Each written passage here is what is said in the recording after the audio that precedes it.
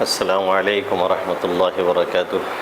Live سوال جواب کے سیشن میں آج پھر حاضری ہے۔ احباب کے کچھ سوالات موجود ہیں جن کا اس وقت جواب دینا ہے۔ سوال نمبر 1، احمد عدنان پوچھتے ہیں موبائل میں فلم رکھ کر نماز پڑھنے سے نماز ہوتی ہے یا نہیں؟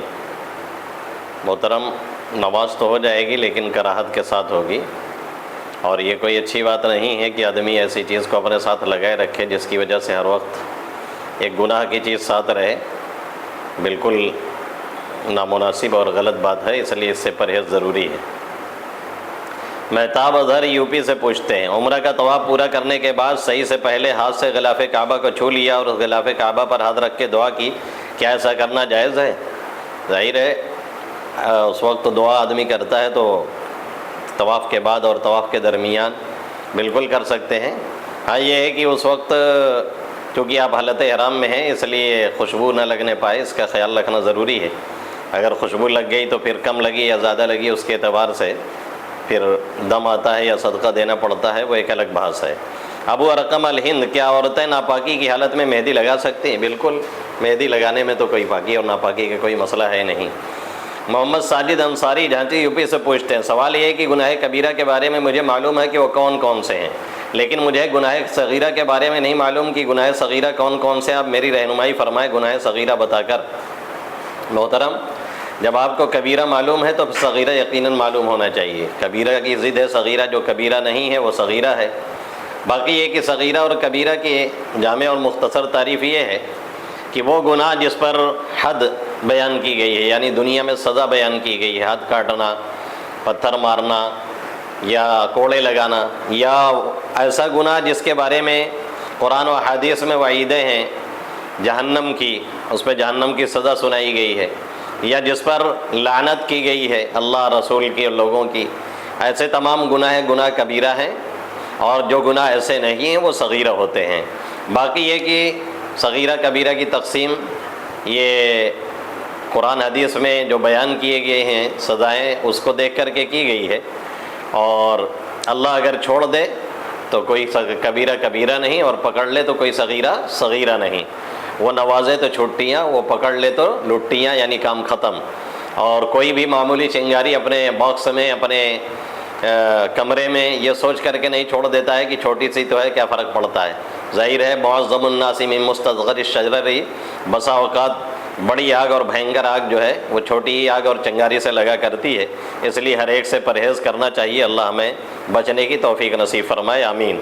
عمر فاروق بلدھرا روڈ بلیا سے پوچھتے ہیں سوال یہ کہ محمد صلی اللہ علیہ وسلم کو نبوت ملنے سے پہلے عیسائیت اور یہودیت ایک وقت میں دونوں صحیح راستے پر تھے یا ایک؟ ظاہر ہے ایسے موقع پہ ایک ہی صحیح راستے پہ ہوتا ہے، دونوں نہیں۔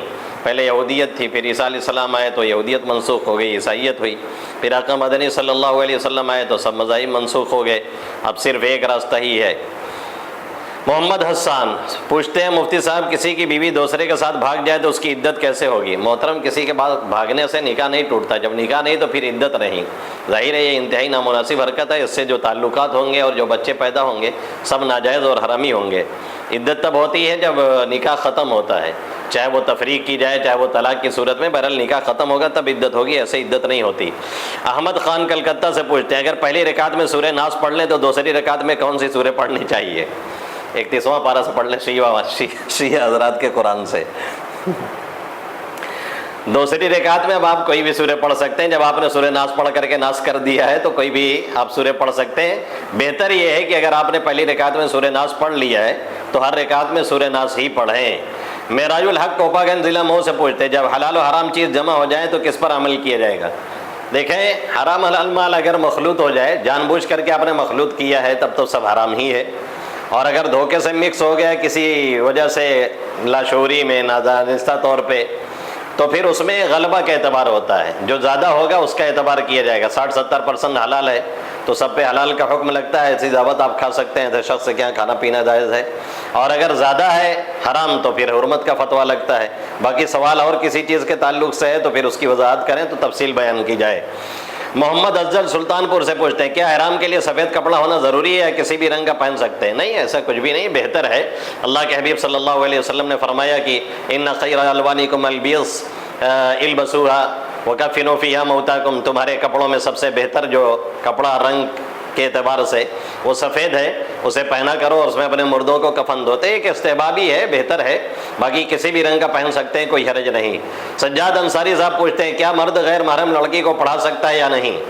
पढ़ाने के लिए बड़ी शराइत है, दीवार हायल हो या मोटे पर्दे हायल हो, एक दूसरे के टच ना हो, इख्तिलात ना हो और कोई फितना का सबब ना हो।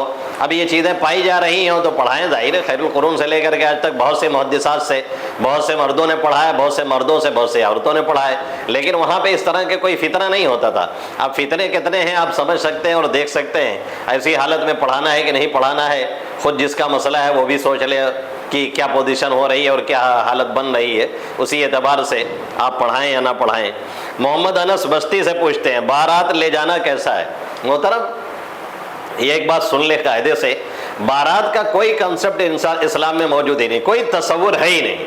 आप सल्लल्लाहु अलैहि वसल्लम, सहाबे कराम, ताबईन, तबे ताबईन, बल्कि ये कह लीजिए कि आज भी अरबों में कोई इस तरह का मसला नहीं, बारात जाने का ये कोई रवाज नहीं है। ये हमारे एशियाई ममालिक में है, हिंदुस्तान, पाकिस्तान, बांग्लादेश, इन सब जगहों में चलता है। क्योंकि यहाँ गैर मुस्लिमों से इख्तिलात रहा है, उनकी देखा देखी हमारे यहाँ भी ये सिस्टम शुरू हो गया बारात वाला, जो इंतहाई नामुनासिब और गलत है। अगर कोई शख्स अपनी बच्ची के यहाँ किसी की दावत करता है बगैर किसी दबाव के, बगैर सामने वाले के किसी कहे हुए, मुआशरे का कोई दबाव नहीं है, सामने वाला मांग नहीं रहा है दावत, ऐसी सूरत में कोई खिलाना चाहे तो यकीनन बच्ची वाला भी खिला सकता है, कोई मसला नहीं है।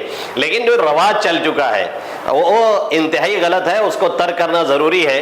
अल्लाह के हबीब सल्लल्लाहु अलैहि वसल्लम ने फरमाया ला यहिल्लु मालु इम्रिइन मुस्लिमिन इल्ला बितिबि नफ्सिही, किसी मुसलमान का माल उसकी खुशदिली के बगैर हलाल और दुरुस्त नहीं है। इसलिए अगर कोई दबाव के साथ दावत दे रहा है, जैसे आज के दौर में हो रहा है, तो ना बारात वालों का खाना दुरुस्त है ना बाहरी लोगों का खाना दुरुस्त है, उससे बहुत परहेज करना चाहिए। अफसोस ये है कि हमने शादी ब्याह में इतने लवाजिमात इस तरह के कर लिए हैं कि एक शादी करके आदमी की कमर टूट जाती है और कर्जा चुकाते चुकाते बेचारा कब्रिस्तान पहुंच जाता है, दूसरी तीसरी शादी को सोच नहीं पाता है। उससे बहुत ज्यादा परहेज की जरूरत है। और उसमें एक बड़ी खराबी और जुड़ गई है कि बुलाया जाएगा 40 को तो जाएंगे 50 और 60, बुलाया जाएगा 60-70 को जाएंगे 100। अल्लाह के हबीब सल्लल्लाहु अलैहि वसल्लम ने फरमाया, अबू दाऊद शरीफ की रिवायत है कि दखल सारिकन खरज मुगीरा, जो बे बुलाए चला जाता है, बिन बुलाए दावत खाने के लिए, वो चोर बन के जाता है और डकैती डाल करके, डाकू बन करके वापस आता है। इसलिए इससे परहेज करना जरूरी है। सवाल जवाब का लाइव सेशन पूरा हुआ। अस्सलाम वालेकुम रहमतुल्लाहि व बरकातुहू।